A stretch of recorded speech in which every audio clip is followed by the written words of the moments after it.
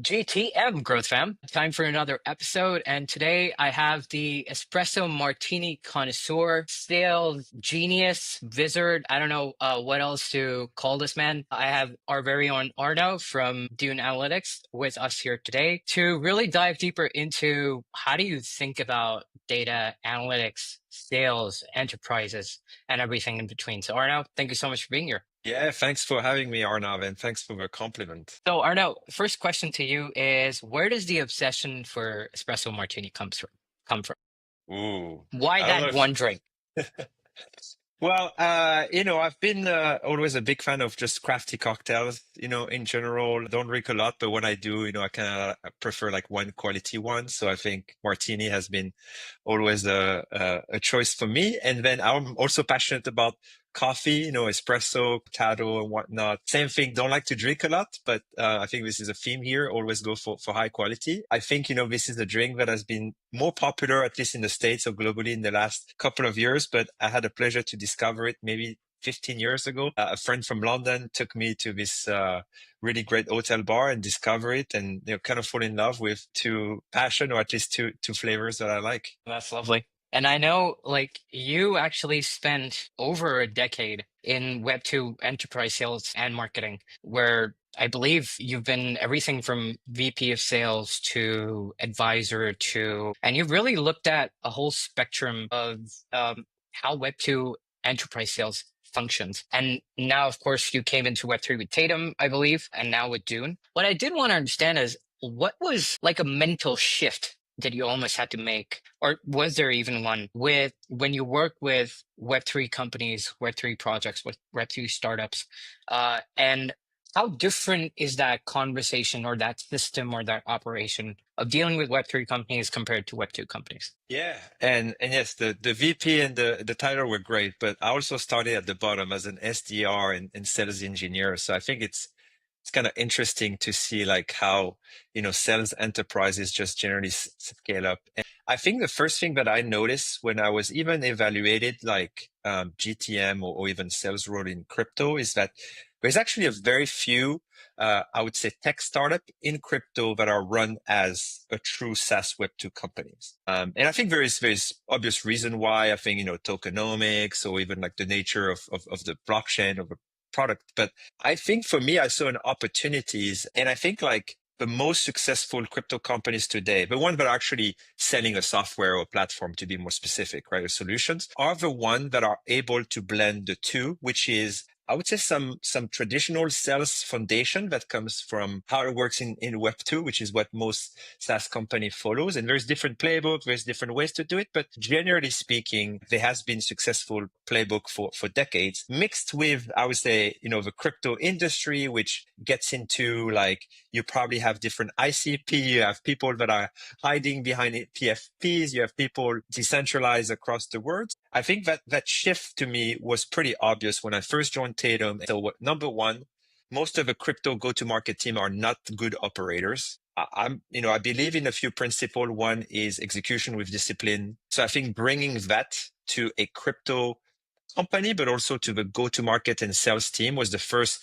low-hanging fruit that I've saw at Tatum and also at Dune. And I'm seeing this even when I advise of a company. How do you put rigor? How do you put a process? How do you put a playbook? Writing what you do so that the next person you hire can start using that playbook. Little things like this. And then obviously understand again the difference of our lovely crypto industries. And was there like, let's say, for example, and especially I think it's improved over time, but I think the one major thing that a lot of crypto companies struggle with, which almost feels like they think it's a unique problem, but it really isn't, because startups in general move really fast. Maybe crypto is a little bit on steroids with pace, but it is a common trend that, especially in a fast moving environment, you have to move fast, break things. But there is always a process to this chaos.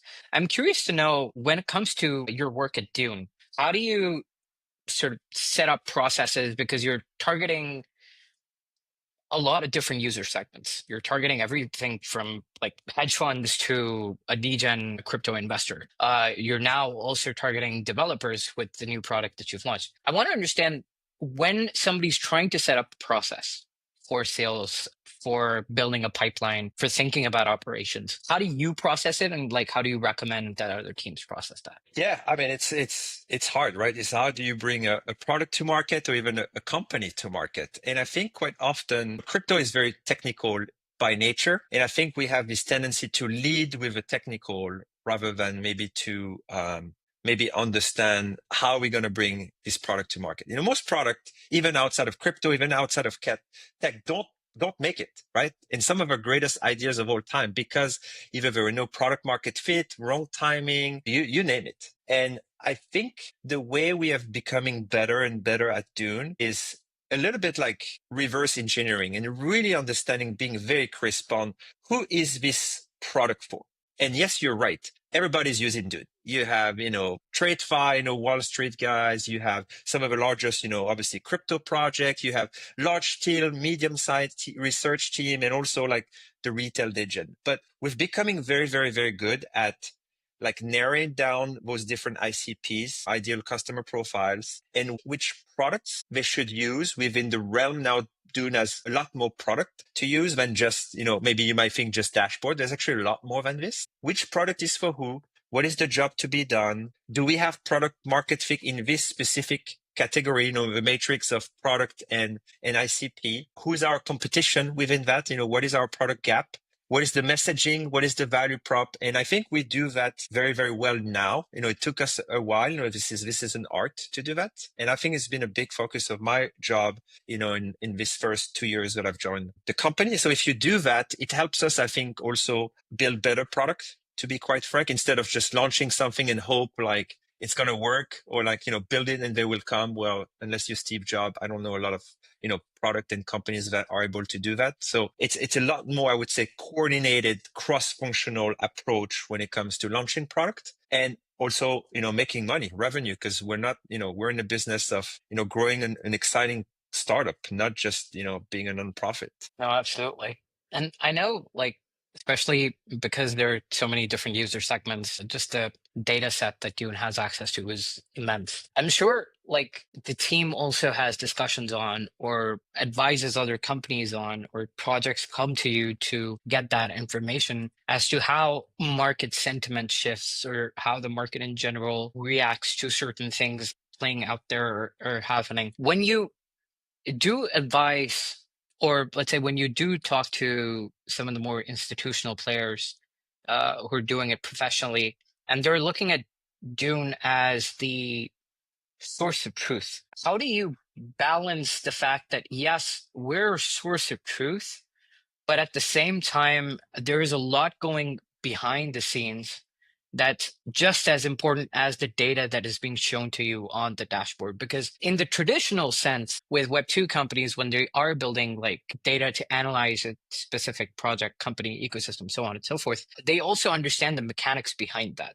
I want to understand, when it comes to your own communication to these institutional players as to how they can comprehend and make the dashboard more actionable, what kind of conversations do you have with them? What do you tell them? How do you make them think in a certain direction? Yes, it's a complex conversation, but that's why it gets exciting, right? It's like, how do you leverage data to make better decision at the end of the day, no matter who's asking? And I think I just want to clarify one thing that's very important. You have almost different side of Dune. You have Dune as, I think, how most of the people, if you'd ask anywhere what's Dune, they're going to say dashboard. And that's right. That's how we started. We love it. We still embrace it. It's part of, our mission to make crypto data accessible. So that's the user generated content side of Dune, right? That's our flywheel. That's also how what's fueling, I think, build trust among the different players in the industry. Just like, on YouTube, you're going to have a 20 years experience, workout coach giving advice, but also somehow we're just getting started in their journey, and also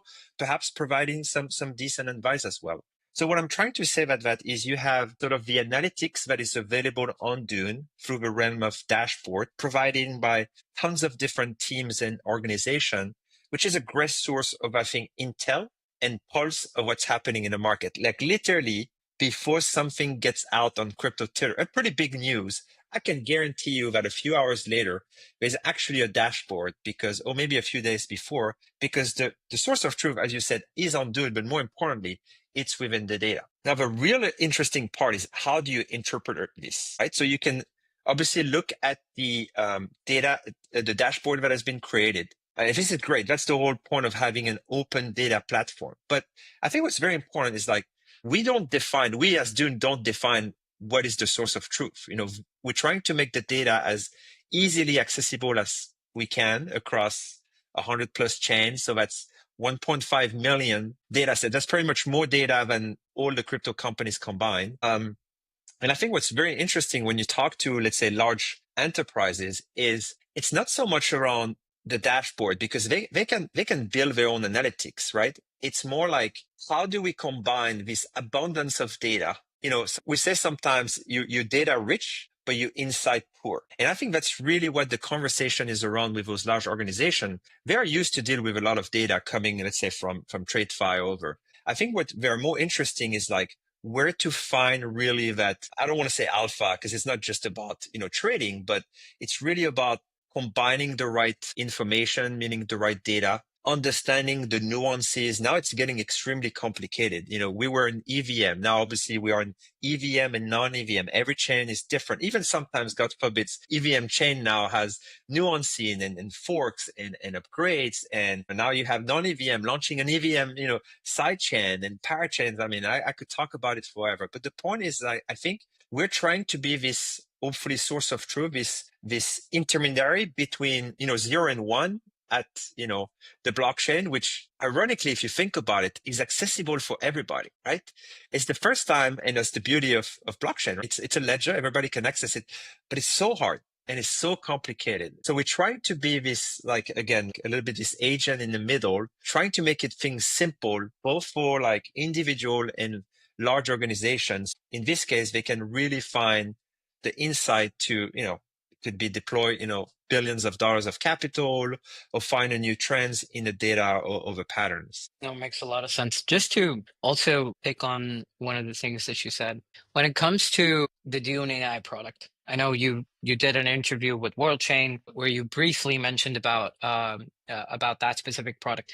I wanted to understand from your perspective as a sales leader or as a go-to-market leader, when you're perceiving how now we're going to change from, like you said, right? Like the insight is as important as the data is. And of course, you've set yourselves up to be a premier source for the data points. Now, the next evolution of that looks at, okay, now we also want to give insights to the user to be able to decipher a lot of the data points that we're giving access to them.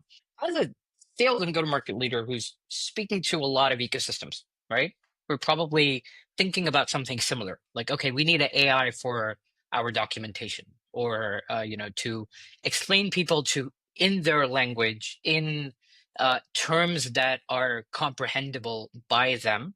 Do you also do you feel like then what does the next evolution of uh, not just Dune for that matter, but for projects, for their technical documentation, their documentation as a whole, their product as a whole, how do you see things evolving from here? Yeah, I mean, I think that the sky is the limit, clearly, as computational power becomes more powerful. Yeah, I think I tell you where we are today and the challenges that every company face. Where we are today, at least at Dune, we focus on AI in obviously many different angles, including internally, of course, but externally, we have a very powerful, we basically have two areas where you can see AI. One is basically to help you write your first dashboard and query. It's lower the barrier of entry to a product that's like hopefully easy to use, but it's still very technical. You have to query blockchain data using the SQL language. So we have a product for that to help you basically write code to make it simple. The second one is to, once you get to 100 chains, once you get to over 1 million different data sets from something as simple like Ethereum blocks down to like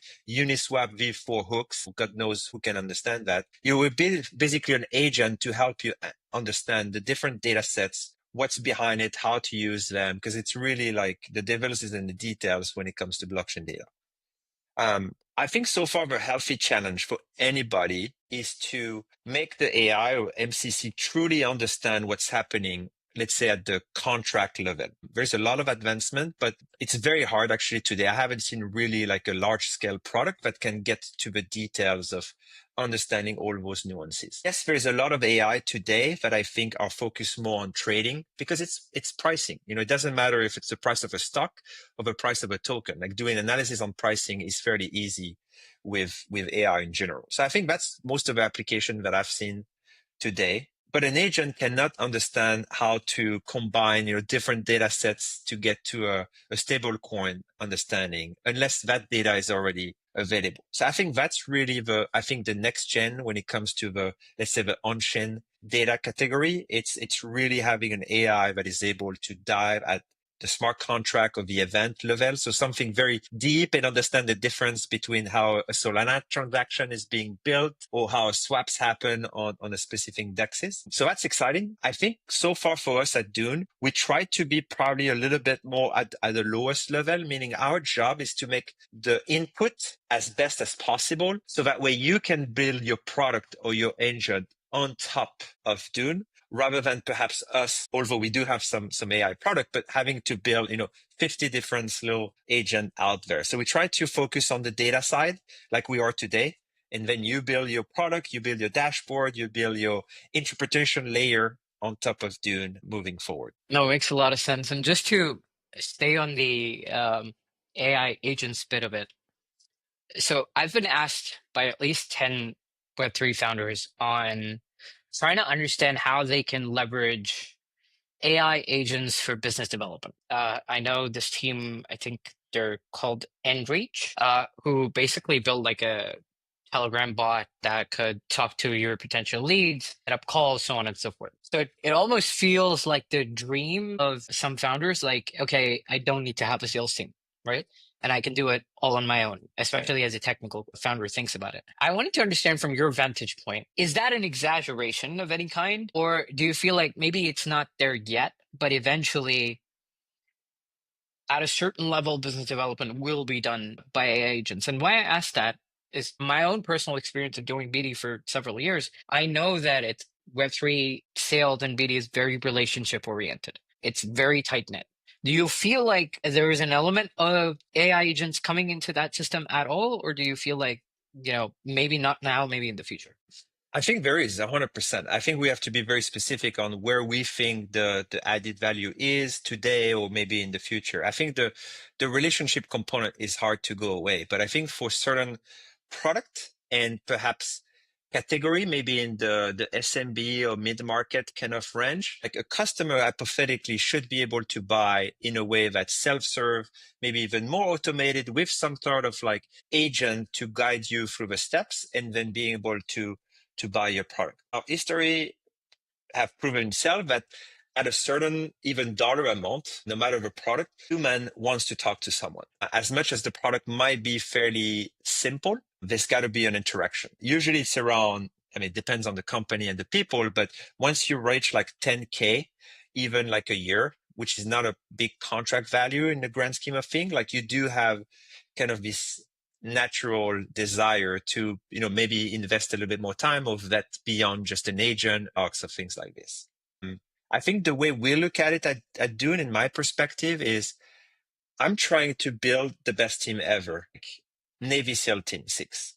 These people needs to have the best weapons at their disposal to do BD, partnership, marketing. And I think a lot of that has been, enhanced dramatically with the use of AI, maybe to replace some tasks for sure. But again, it's more about equipping them. So to give you an example, not that long ago, we have to build like target lists, understanding who we want to go after and why. And this is a pretty I've spent nights with team using a sales navigator or Zoom info, using different criteria and see, are they ICP, are they using our competitors? Now you do if you do this overnight, put a very deep research on ChatGPT. In the morning you wake up and you have honestly an amazing competitive analysis with list of target, all segmented in the spreadsheet, which would take weeks before now take, couple of hours of CPU time. So that's what I'm talking about. I don't think there is a place short term into a bot sliding into your daemon. And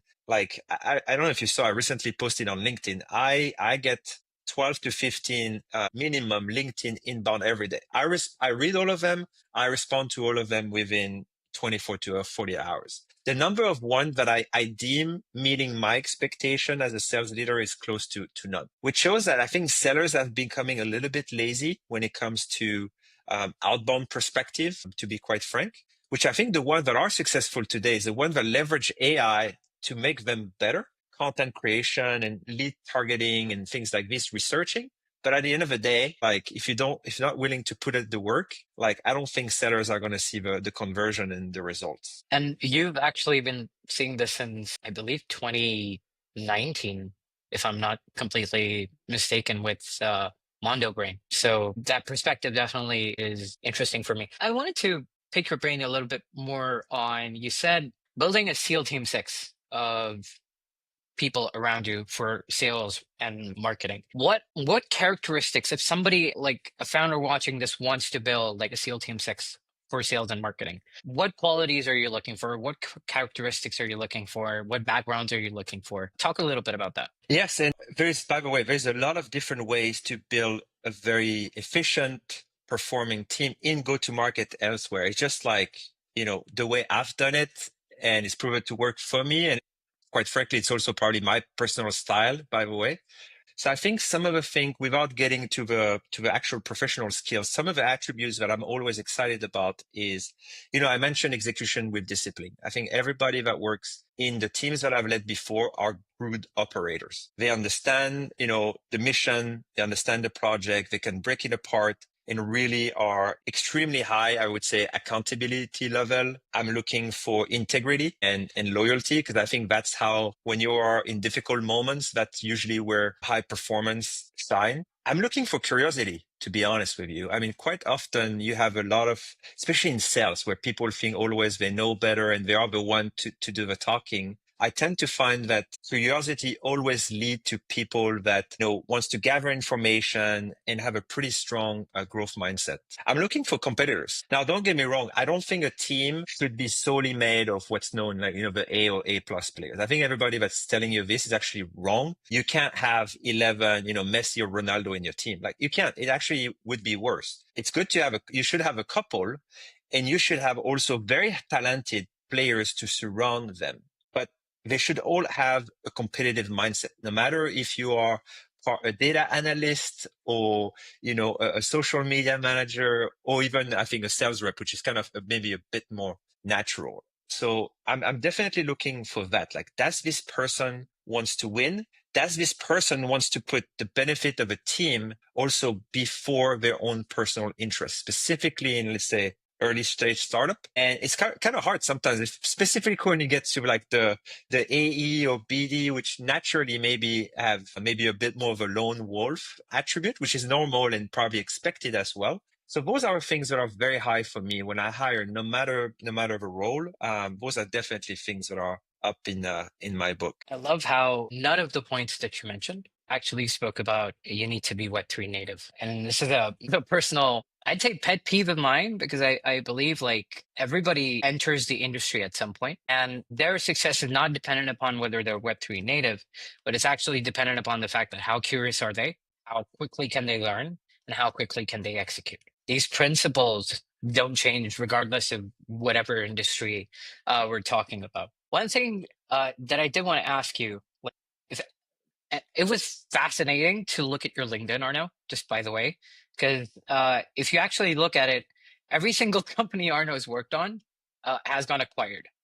All right. So I wanted to understand, like, and a large part of that, I'm sure, was driven by, revenue fundamentals and that culture being integrated in there. I wanted to understand because not only are you yourself doing sales, but you're talking to so many different teams, you're looking at so many different cultures, and you're seeing the almost a correlation of how well a team functions as a well-oiled machine to its real impact on chain, right? Whether that's, number of wallets, interactions, TVL, token price, whatever, X, Y, and Z. Do you feel like that's a underrated element, especially when it comes to growth, that teams tend not to look at or not pay that much attention to, or sort of like try to undercut it a little bit? First of all, you've been very generous. I've been part of massive failure, and I was part of it as well when I was there. So, I had my challenges as well. But I think there's probably two things, and I think you hit on some of them that are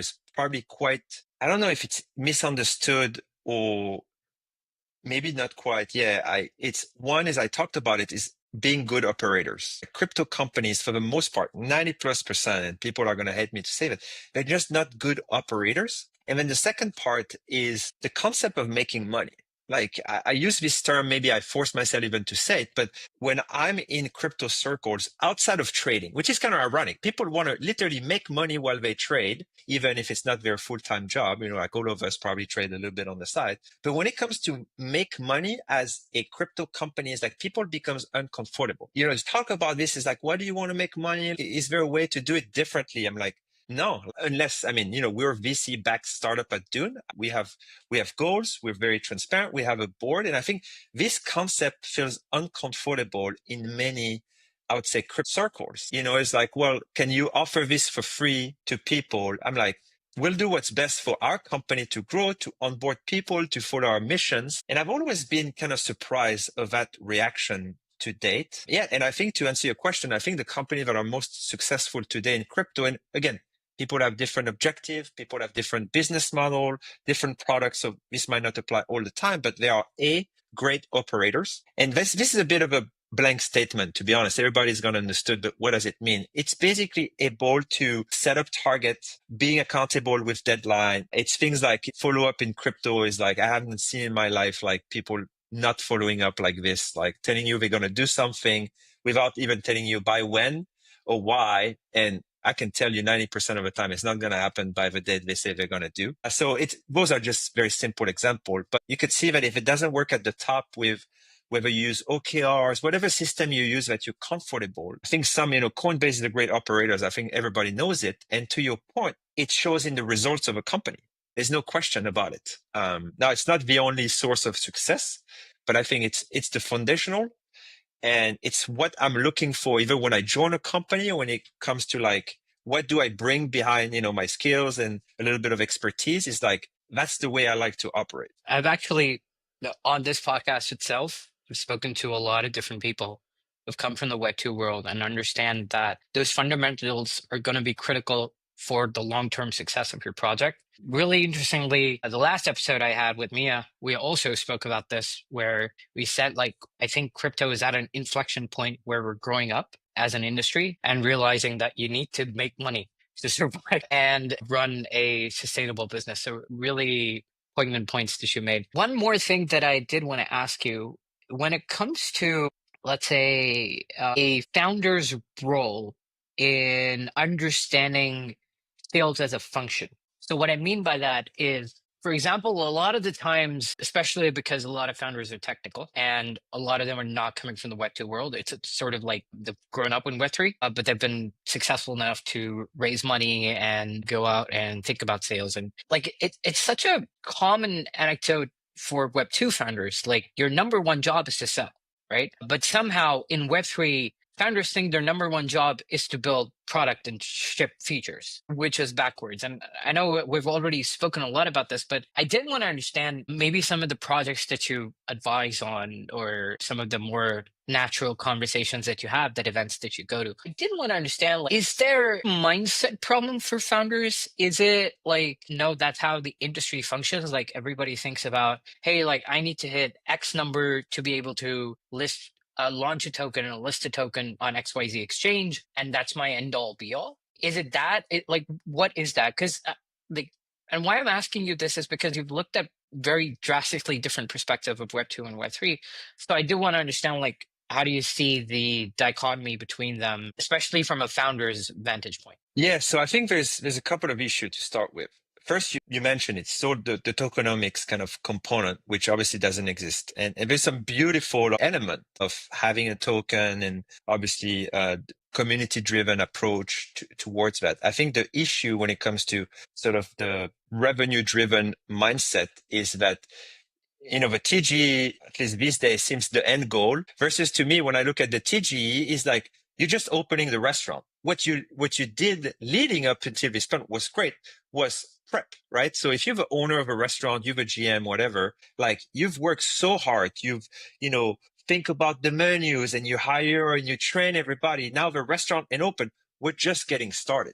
And I think the nature, obviously, we get into obviously tokenomics and distribution, investing time, at least from someone who doesn't work for this type of company, feels like a little bit the end game. And everybody obviously somehow exit.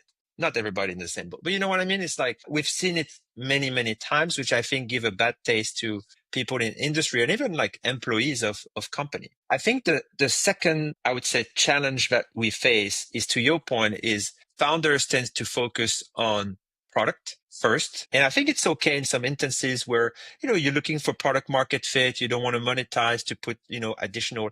I think the big issue is not asking you the right question, which is, if this is successful, how do I make money? How do I monetize? This should be answered before you even start to build that first MVP product, not just when you actually, because you could actually fail even if you start to get emotion. I think the third challenge, I don't know if you've seen that too, but comparing Web 2 and Web 3, in Web 3, with a very small raise, 1 million to 3 million, you can actually last extremely long, extremely long. There is an abundance of companies that I do not even know how they survive. I mean, they have pivoted 5 times. They haven't raised much money. You know, they fire, they hire, they're pretty lean, which is great for them. You think they're doing one thing, then the next day they launch a product that has nothing to do, especially in the service provider, I would see, which is a little bit closer to my category here. But I have no idea. There are maybe 100 plus data provider in crypto. I think, look, you know, kudos to people to stay lean and fight. Don't get me wrong with that. I think what I'm trying to say is, like, with 1 to 5 million in Web 2 for a SaaS company, you have 6+ months. You get your shit together, find product market fit, start hiring a sales team, make some ton of money to prove that you can raise the next round very quickly, else you die.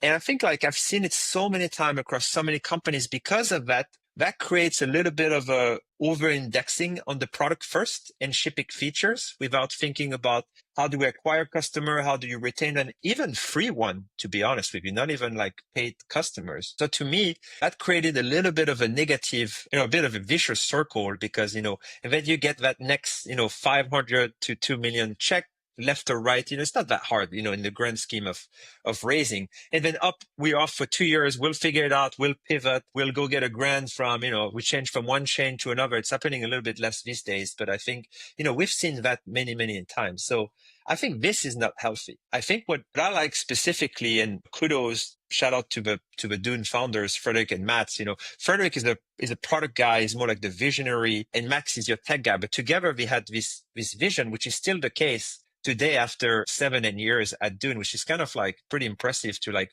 you know, crypto being able to stick to your original North Star doesn't happen very often. Even if they might not be, you know, sales, you know, people by heart or by nature, they both have a strong commercial mindset, I think. And yes, we had to do a lot of work together to ingrain this as a culture at Dune, because it was not the case so much. But what I love about them, and I see this now across product and engineering team at Dune, is we put the customer first, and we are comfortable talking about revenue. We're comfortable to talk about money. Yes, we try to serve every single customer to the best, but if there's a customer that is, quote unquote, you know, bigger, larger, that has been on it for 5 years versus someone that is a free user, like, before people would have anxiety, you know, having this discussion.